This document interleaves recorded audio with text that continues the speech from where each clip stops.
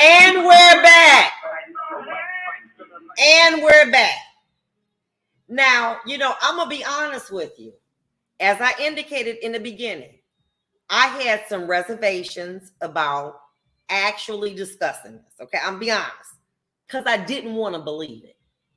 I didn't want to believe. And I'm not saying there's some good black men out there. I'm just saying it is some good ones, okay? But I am saying the ones at least that I've encountered, and maybe it's bad, and the ones that I know, the people I know, many of them, okay? My point being to you is this. We need to start as women to be able to have a real conversation about what's out here and what's not. And let me, because I'm going to calm down too, because my continence.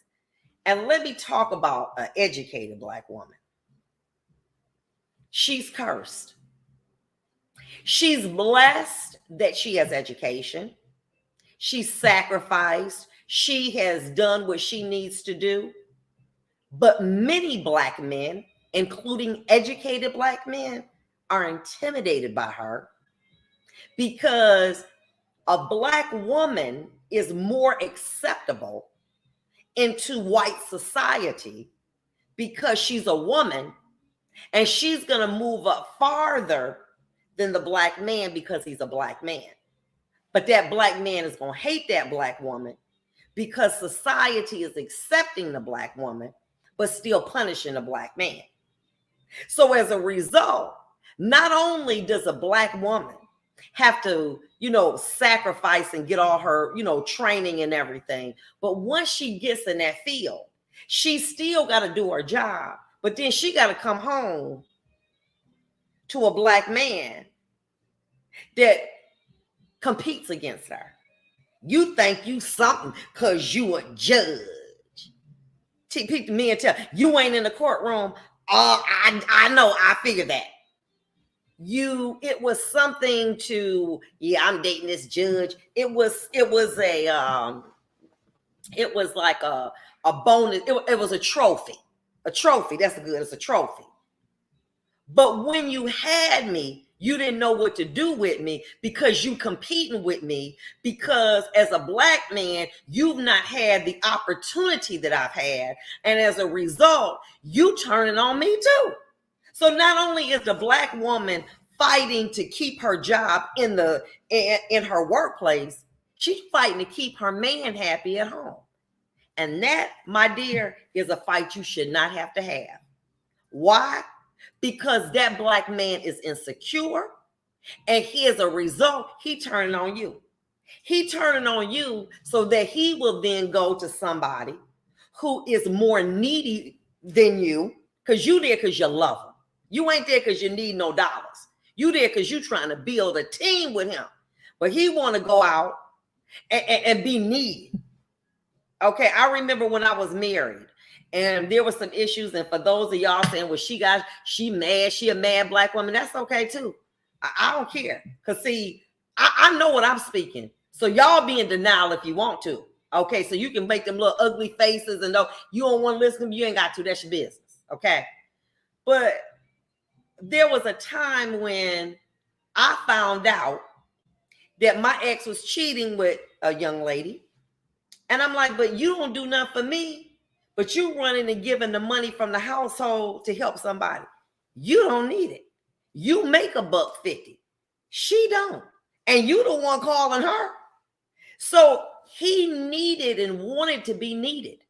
So it made him feel, well, because I'm paying for her rent and her car note and who knows what the hell else he was paying, that made him feel needed.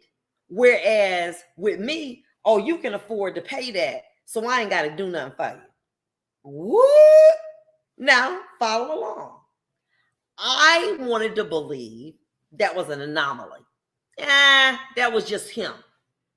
Until I began to see this being a pattern with successful black men. I'm going to do a little bit for you because you don't need it. But I'm going to go and take my money and do other things and help somebody else that they can say, oh, thank you, daddy, you did this.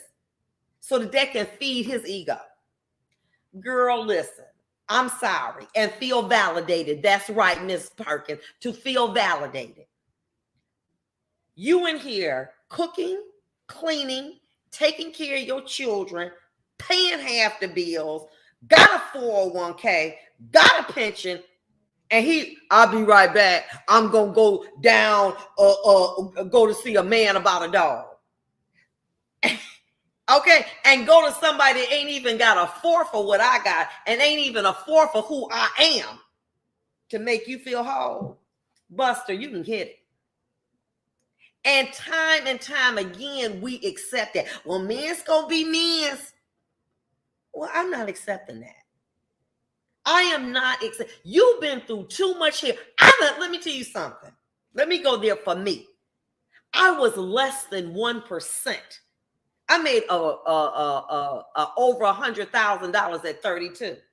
And if I can climb up that ladder of work ethic and be elected, I'll be damned if I'm gonna come home and I'm going to deal with somebody who is going to put me down because I'm educated and because I've gotten opportunities that you didn't get. You got to go. And you go be with somebody that make you feel good, that make you feel needed, but I ain't got time for that. But on the other hand, this is Vonda. This ain't y'all. My exposure to men who are not Black is totally different. Because at the end of the day, to them, I'm just a woman. Yeah, you might be, but to them, they better than me because they feel you Black. So I'm better than you, off rip. But they're not competing against Black women. Black men is competing against Black women. They're dogging them and they're mistreating them. And you know why they're mistreating them? Because they're educated, they're trying, and you mad at them for all the sacrifices they made.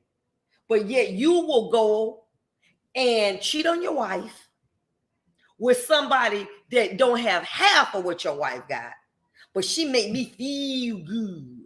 Huh? Well, you gonna take she make me feel good behind on over there, wherever that is, and y'all work that out. But I'm not gonna be a part of that no more. You going to do that.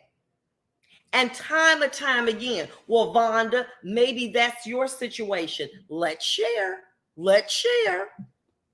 We have the gentleman who paid off Morehouse, married to a woman who is a stripper. White woman, he Black. She has 2 children for him naturally. Then she says, I want a surrogate because I want to take care of my body. He consents to it. What Black man is going to consent to you having a surrogate? Because he wants you to mess your body all up. Yeah, that's okay. Now, we don't do that. Irrespective. Okay? But here you are, a billionaire, and you getting a Playboy bunny? If you look at it, I can show you examples of men who are very sophisticated and got money, and they running right over here with somebody ain't got no car, who don't have no damn education, because they know how to make me feel like a man. Because you want to be needed, validated. But when you with the sister that's holding you down, I'm not happy. Well, take your miserable on over there and y'all cut coupons. But see, your problem is you letting that man live in 2 worlds. See, when my ex-husband left the mansion, he could go play out here in the street and come back to the mansion. Okay? And the bills be paid. Well, wouldn't you do that? If you knew that you could go and cheat on somebody, and when they get back, they're gonna be in there. You want some pumpkin pie? Nah, I don't want that now. Okay, he just home happy. Girl. Wait a minute. Many older women told me he'll outgrow it. So what the hell am I supposed to do in the meantime? If I'm 34 and he's 36, I got to wait 20 years till he outgrow it, till it don't work no more, till he don't want to give it to nobody. The devil is a liar. So I had to have a conversation with my daughter I didn't want to have. I said, listen, you need to stop looking for that unicorn. Successful black men, sexually endowed, that got money. Because he don't exist. And more importantly, if you find him, he gonna dog you for the woman that you are. So what you need to do, and it hurt me to tell my daughter this, if you need to consider so that a man don't break you down dating outside your race. I hated to say that because I'm a proud black woman. But the way what I'm seeing in black men now, it disgusts me. We'll be back.